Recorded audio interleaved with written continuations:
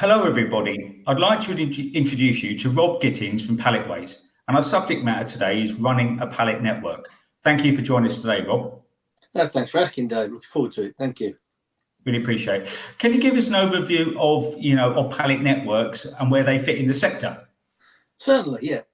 Pallet networks were created or they grew in the 90s. They were actually brought to market to bridge a gap between the parcel sector and FTL, full load, full truckload, less than truckload, and the groupage sector.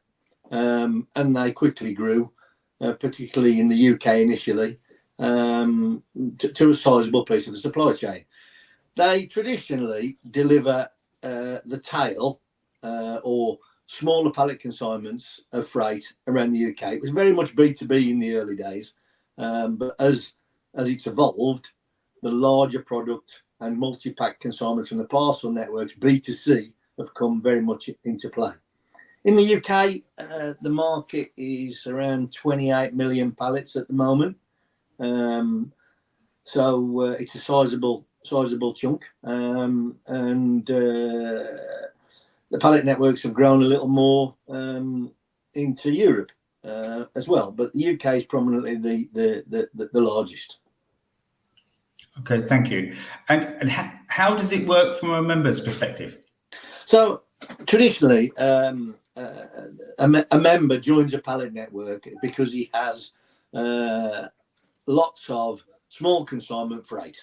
In the sector, you have many of the members that are wholly pallet networks. So that is all they do. They basically collect all of the consignments from in and around their area and ship them into the hub and then take their deliveries back for that area. Also, you get hauliers who use the network to deliver their tail, so to deliver their excess, if you like. If they have a full load going somewhere and they have a couple of pallets spare, they will put them into the network, and they sell that as a service as well. So you get a complete package within a business. And then in highlands and islands and greenfield areas, you get members that consolidate. So you have multi-network members. That usually drives them to deliver bulk freight around that area. Okay, no, that's good. And the most networks obviously have a number of members, and you cover. Is it okay to ask roughly how many members you have as Palletways? Yeah, in Palletways, and I always answer this because in the whole group, because we're in Europe as well. I'll tell you a little bit more later, but we're in Europe. In the whole group, we have 400 plus members, and I say 400 plus, and in the UK we've got 150 plus. And I say that because this week we've brought a new member on board, so that changes almost, almost weekly. It's perpetual. You're constantly developing your network and bringing members in. Oh, thank you. I appreciate that. And I asked everyone this same question. What brought you into the logistics world at the beginning? That's a funny one, to be fair.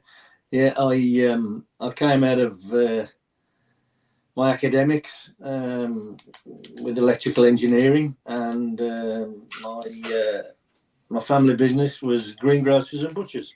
And we had vehicles, and it was way back in the early 80s when the supermarkets were emerging in the UK, getting bigger and bigger, and the family business was village shops, and they were declining, so the vehicles were sitting there. So I basically started using the van to do deliveries, to a truck, to more trucks, and here we are today. So it just went on and on. So yeah, it's an exciting transition into logistics.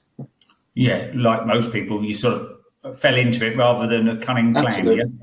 Yeah, I think most of the people, if not everyone on the podcast, has said exactly the same thing, and we all fall to it. But once you get into it, it gets under your skin, doesn't it? And it's addictive. It's addictive, yeah. and and this solution, we talk a little bit about pallet networks. It's just one of those solutions that is genuinely, I still see in people when you're talking to people, either customers and or members, and you see the penny drop as to what it does. Someone once said to me some years ago, pallet networks are just a bunch of farmers that got together to exchange freight. And my answer to that was, yeah, but what a clever bunch of farmers. If you look at us today, we're exchanging freight. Our vehicles are travelling full both ways. Our collection and delivery vehicles are full as they're out and coming back in. So, those bunch of farmers that put their head together had a bit of vision. So Yeah, they certainly did. And I think you said is it 28 million pallets a year? Is that the number you said? 28 million pallets a year in the sector, yeah. We're shipping sort of 6 million or so of those, so we're doing roughly 1 in 4. Gosh, yeah. So it's a big market, it's a big market. Big market. And also, like you say, if the vehicles are full, going to and from makes it more efficient, and it comes into a question I'll ask later about the green transition. So how long has your business been trading? We've just earlier this year in May we celebrated our 30th anniversary, which was a significant milestone, and it was a tremendous celebration. We held a celebration down south where all the members came together, and believe it or not, there was multiple members who were there from day one in the room, which was tremendous. We awarded them. We've got staff, forklift drivers to management staff who were there on day one, people who moved the first pallet, which is, it's just phenomenal. It just really, really underpins what I've just said to you about it gets under your skin, and it really is an exciting, fast-paced environment. Yeah, and I think it's a pretty critical part of the logistics jigsaw in the UK, isn't it? For getting goods to market, from suppliers and sellers to get it, delivered to either home or to other businesses, isn't it? Absolutely. I don't want to say the sector's recession-proof, because that's a big quote. But because we have effectively services for both climates, in days of feast, we are really efficient. We can support people, and in days of famine, we deliver to every postcode every day. So we can drip feed to people, so the cost gets spread for them. So as I said, I don't want to say it's recession proof, but it really has got a cap for storms. Yeah, thank you. That's great. And if you talk, on behalf of the pallet networks rather than necessarily Palletways, if you sort of painted a picture to someone about, the pallet networks, what are the challenges in the marketplace generally? I mean, very much the haulage industry challenge is obviously fuel. Fuel price is critical to us, but as are drivers. The driver crisis isn't over. It's not solved. We as a sector, and I encompass all of haulage sector now, has learned to live with it, to manage it. And our customers as well have also learned that, the deliveries may not be as quick as they used to be. And we are still, I think, as a nation, we are still guilty of not making the industry as attractive as we can to bring new people into it. The levels of training that we need to do, the successions we need to create. In my opinion, we need to create a complete discipline for it, not just a HGV driver, not just a logistician or a planner, because that progression is tremendous if you can do it.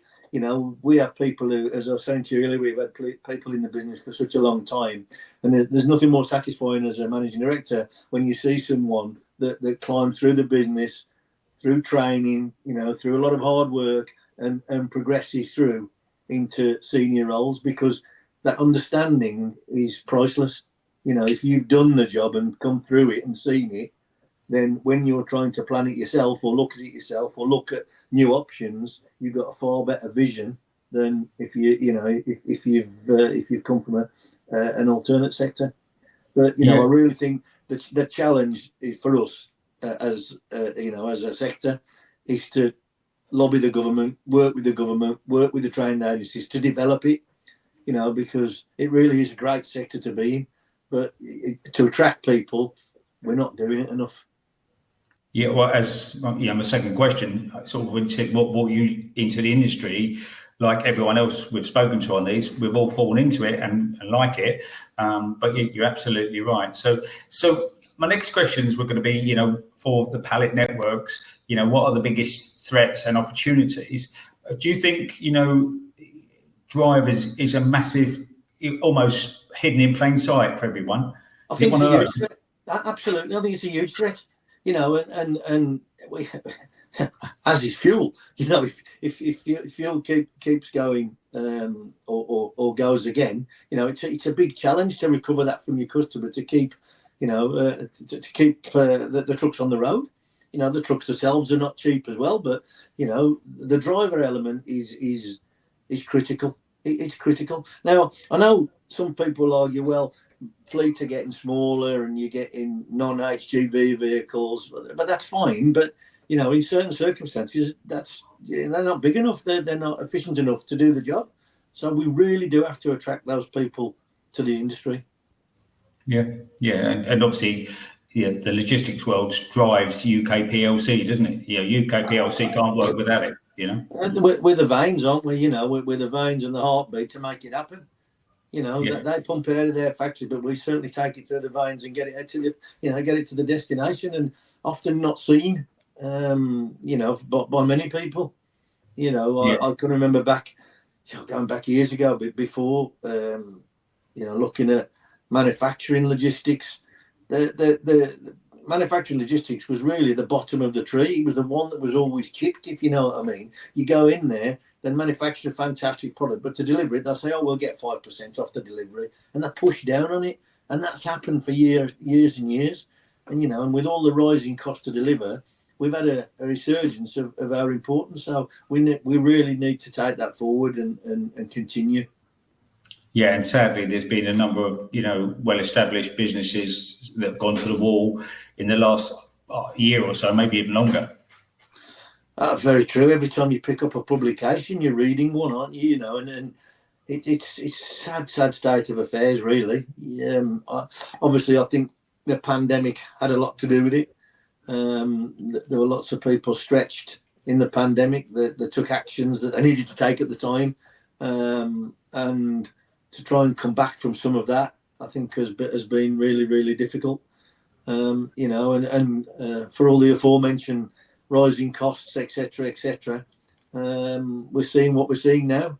It's really sad when, as you said, you read of family businesses, of decades of hard work just going down. It's really sad.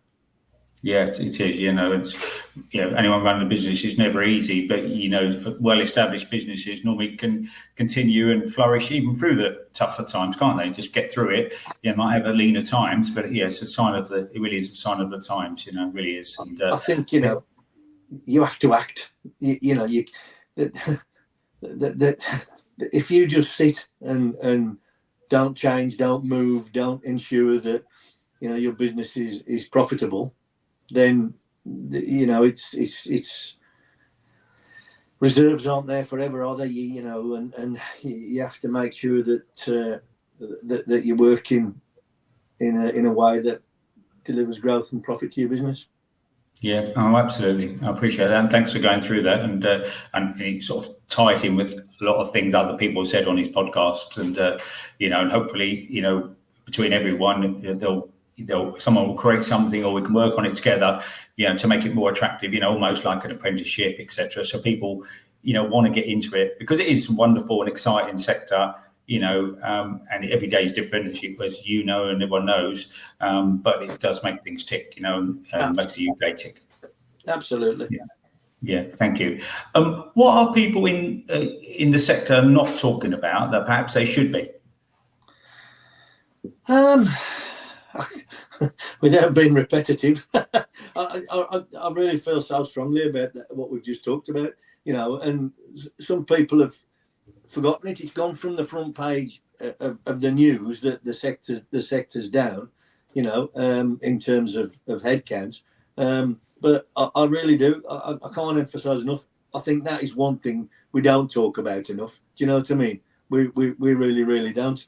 And then, the development, and we'll talk a little bit about green transition, I guess, a bit later. But I don't think we talk enough about that either. That's all. Okay, now good. Okay, well, so that's sort of next question. So, how do you see the green transition impacting the pallet network sector? Well, as I said when I was discussing what pallet networks are, they're very, very efficient, in terms of their carbon footprint. You know, our trailers travel the length and breadth of the country, predominantly full both ways because they're taking freight to be delivered into the destination and they're bringing freight back on bulk, double deck, triple deck trailers. And then our collection and delivery vehicles, by very nature of the title of them, collection and delivery. So they go out, deliver, they fill the pallet space, collect it, bring it back to the depot. So by that very nature, you know, I think we are a real good contributor into the transition. In terms of vehicles, it is a little bit more difficult in our sector just yet because of the emergence of technology. For obviously battery technology, which we're seeing some of the smaller vans are sort of getting there now. We're getting some distance. We're using some 3.5 ton curtain side trucks, full battery, in and around some of the major cities because they work. But they only sort of have 100, 120 miles of battery life. So obviously that becomes a little prohibitive if you want a multi-shifter vehicle like we have to do to make that happen. We have been looking at some of the hydrogen charging vehicles that obviously get a range extension because of that, but they're very expensive at the moment. And, you know, we'll trial some as we get the opportunity to do so. And I'm sure through the passing of time, the batteries will get better and stronger because the weight we have to carry obviously drains that battery. But yeah, certainly for inner cities, we're seeing the vehicles coming. And then all of our sites, you know, it's about the way we deal with our waste, the way we deal with water. And as we progress and move through, we make sure each site gets more efficient and more efficient, certainly with its recycling processes with pallets and wood and waste. So we're really heavy onto that. But I think the vehicles are sort of 4 or 5 years away from seeing a significant change. Okay, that's good. And obviously, you're all members of the Association of Pallet Networks. Yes. Yeah. So this is not talking about Palletways or Palletways customers, but you know, do you think there's a recognition from your clients and your clients' clients, your members' clients, that sometimes there might be a small premium with green, or is there a resistance to it? Do you think? I think there's always a resistance. There's always a resistance to cost. And you're right. If as you see many times, people ask you for your green credentials, you know, and we talked a little bit previously about greenwashing and people just saying statements that are, you know, or offsetting something that is in effect greenwashing. But I think as people come to really understand what they're trying to do, I think that they will accept you can have a greener, slower or slightly more cost delivery, and they'll pay for that, you know, and I think it'll be the end customer that pays for it ultimately. But I've seen it on a couple of click websites where you're buying stuff and they offer that already. But again, I question whether that is greenwashing or genuine. But I do think there'll be a time when it'll be accepted. But it's far from that now. And do you think that should come through legislation from governments around Europe, not just necessarily UK, but, you know, almost to put that upon, like, or set the agenda really? Because if not, things may never happen by themselves. That's the problem. I think it's got to. Yeah, it has to. It has to come that way. You know, we all have to use the correct vehicles in correct places. So, you know, we're there to a certain extent. So, you know, there's no reason why that shouldn't be cast out. Okay, good. Thank you. And during your career, what development in the sector has surprised you most in your career so far?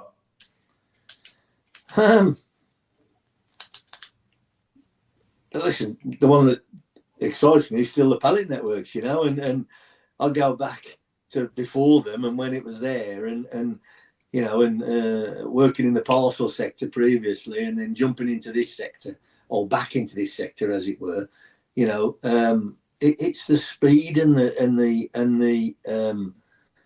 you know, the ferocity of development. You know, technology plays a huge part in you know, all of our everyday life, but in our business, our technology and some of the stuff that we've developed in Palletways, it just blows me away every day. You see some stuff that you do and stuff that we've developed. It just blows you away that what you can actually do. It's always more difficult in our sector. The parcel sector is very advanced, as you know, with in transit merging, in transit redirection. It's a little more difficult in the pallet sector, because if you've got a truck out there with 20 pallets to deliver and somebody says, "Oh, I don't want 5 pallets till tomorrow," your vehicle's just lost its efficiency for the day. So that is difficult. That is really difficult.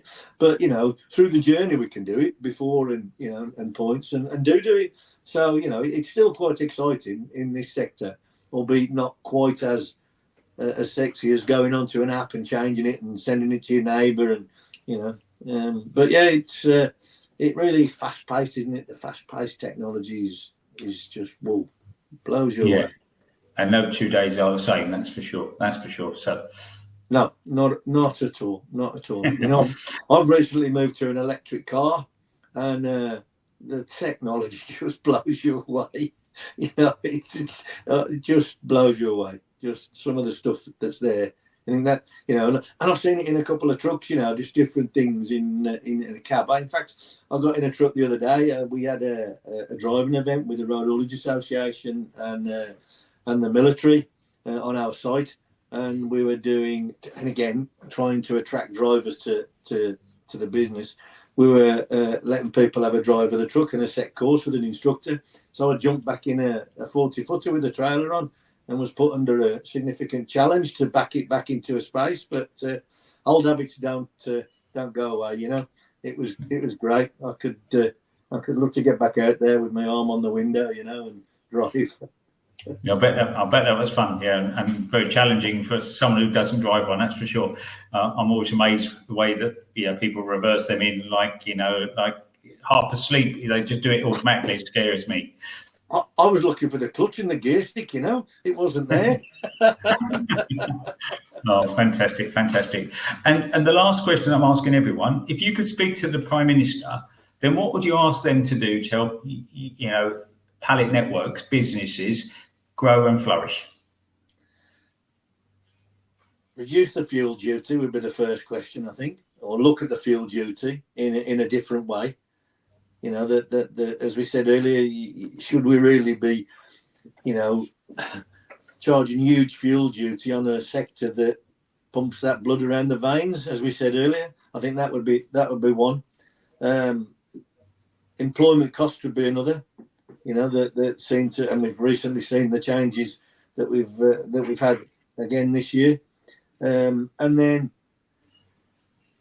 property costs, commercial property costs. There's a lot of incentives for people to build properties in different places, but it's pumping the cost of those places beyond reach for some people, and I think we really need to take a look at that before it. Well, I think it's already out of control. I think some of the prices that I see for property rental are astronomical, and I think the government should take a look at that too.